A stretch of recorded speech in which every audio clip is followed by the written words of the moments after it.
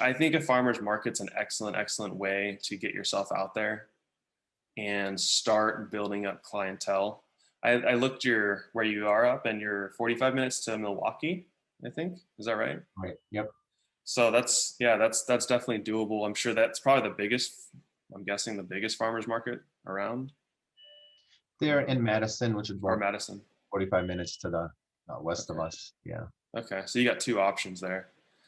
Um, I just know for farmers market for me and other people, just it's a lot of work, setting up and all that sort of stuff.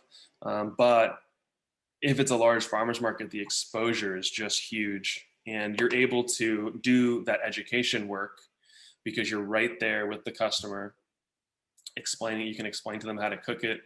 I would definitely make up some recipe sheets, or or you could have maybe on a website, you have some different recipes, things that you could just hand somebody and say, here, I've already created this thing of how you do my lamb roast. I have it all set up for you.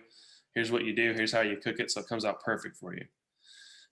Just to give people, a lot of people I notice they lack confidence with cooking. And they just Yeah. they think they're going to ruin it, or, oh, my family's not going to like it. So if you can give them that confidence by giving them information, I think that's good.